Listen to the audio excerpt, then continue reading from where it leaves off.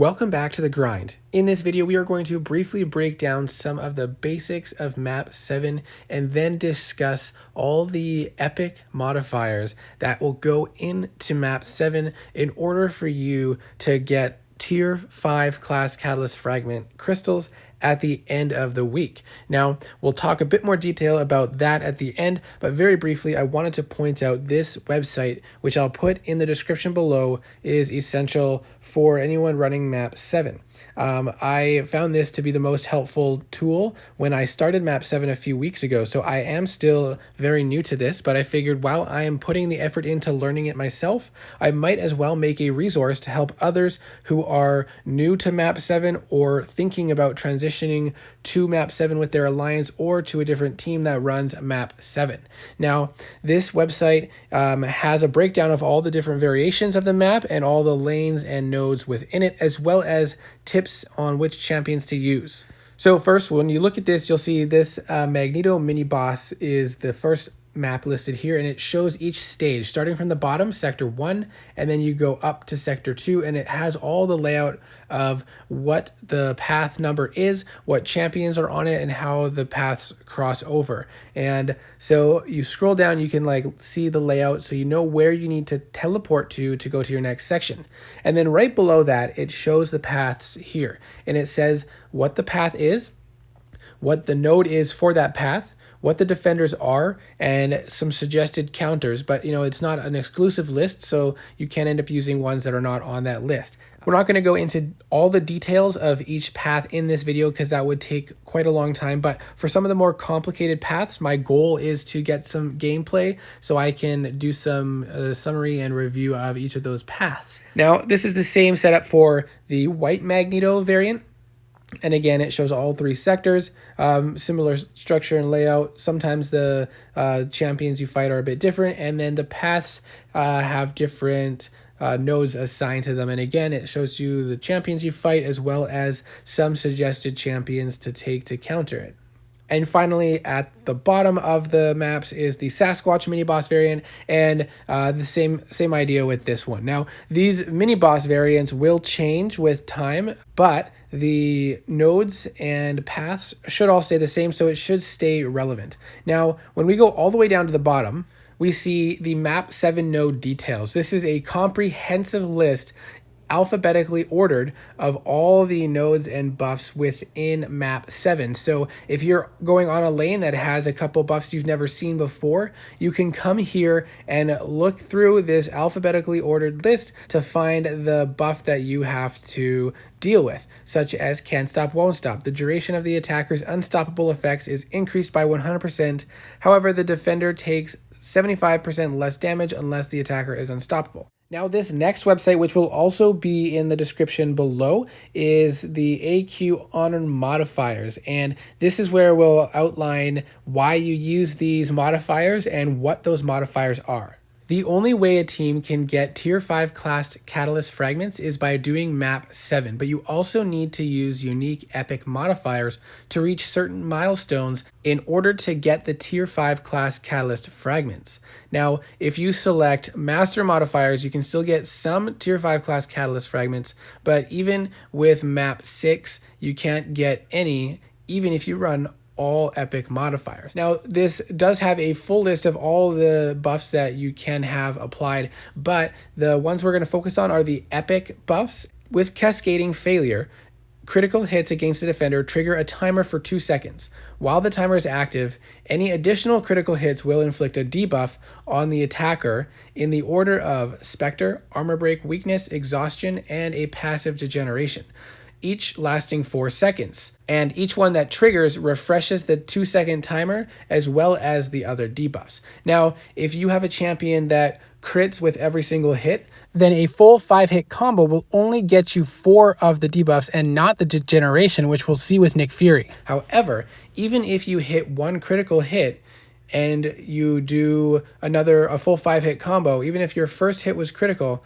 the chances of all 5 hits being critical for most champions is not that high. So you might get a Spectre, Armor Break, Weakness, and Exhaustion, and then you back off for 4 seconds, dodge 1 hit, and then parry, and then by the time you attack again, you should have all those buffs have fallen off. Now, the main issue is there are some champions that you have to fight against, as well as some nodes along in map 7 that penalize having debuffs quite significantly, like Void, for example.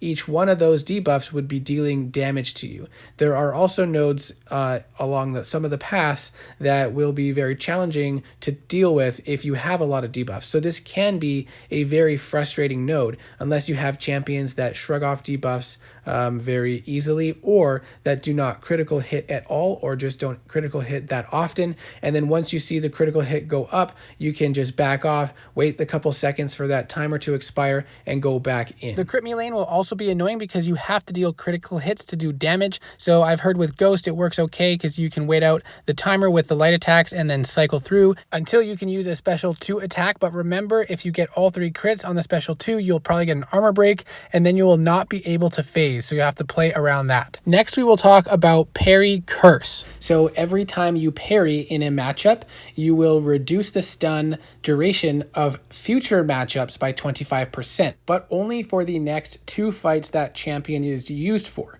So you have 1 fight where you get the influence that affects the second and third fight, and then it resets. So this first fight using Hyperion, I cannot parry at all. If I parry or land a stun on a special 2, then it will automatically apply one of those stacks, which is a 25% stun duration reduction. So the first fight you do of the set of 3, you want to avoid stunning the champion as much as possible. Passive stuns do not count to this, but stuns off of special attacks do.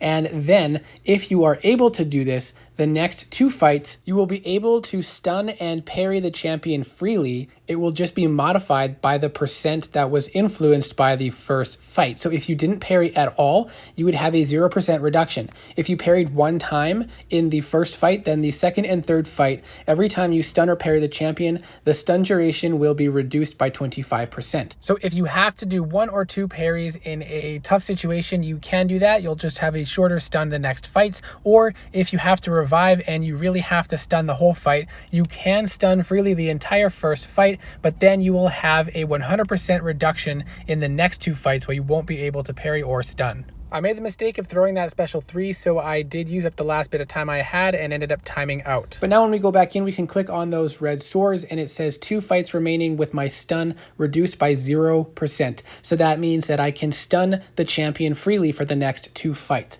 Now what I should have done was gone back into this fight. It would have been a very quick and easy matchup for another one of my champions to get the stun-free fight out of the way. But you can see here Hyperion is able to freely stun and the stun duration remains unaltered. Now again, you have to remember that this applies to any stun which could come from a special attack as well. This fight with Dr. Doom shows that passive stuns from Dr. Doom or from champions like Wasp do not count towards the parry curse. So you can use the passive stuns freely as long as you don't parry or use a special attack that stuns the champion. It will not apply to parry curse. It's important to plan your run ahead of time so that you can get the stun-free fight out of the way on an easy matchup, allowing you to freely parry in a future matchup, such as a heavy evade champion like Nightcrawler. So I use Spider-Man Stark to go parry free with Nick Fury so that the second fight against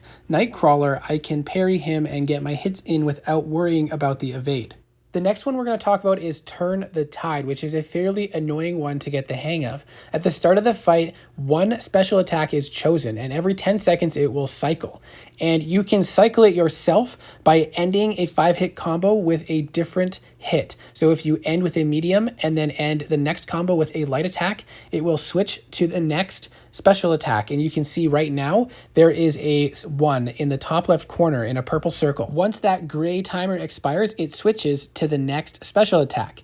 If you use a special attack that is not highlighted, it will suffer 100% ability accuracy reduction and 90% weakness. So it really does mess up your cycle. Now you can switch it to the next one by ending with a different hit at the end of your combo. So you can see I ended with a light attack this time and it switched to the next one. And now we have over 1 bar of power. So our next combo, we're going to end with a medium attack to switch from 3 to 1 and then throw off the special 1 attack so that we can get the full damage from it. It can sometimes be challenging to time it right, but I start this next combo and let that switch over automatically with the timer and then finish with a different combo ending attack and then throw off the special 2 so I still get the damage from it. Unfortunately, he went unstoppable. The next mod we are going to talk about is So Saith Doom, and basically it's Simon Says. There will be 2 commands that pop up at the start of the fight and every 45 seconds after. And if you can complete these commands, which you see showing up as those green circles there,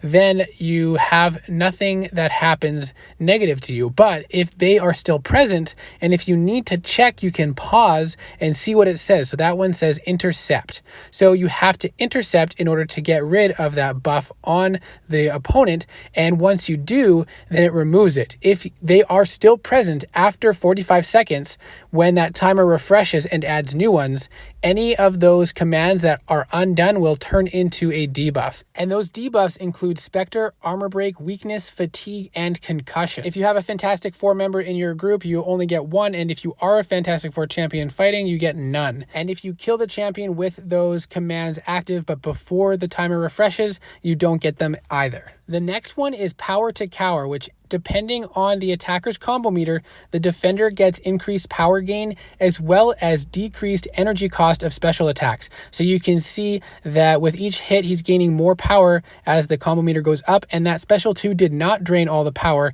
He kept a fraction of it there. Now you can reset your combo meter by throwing a special 3 attack, which may be more important for the longer fights such as the mini boss or for champions that have very annoying special attacks to evade because you don't want them to be constantly throwing special attacks. So I do hope this video was helpful. If you're interested in more Map 7 Alliance Quest guides, keep an eye out on my channel. I hope to be making more soon. Take care, and I'll see you in the next video.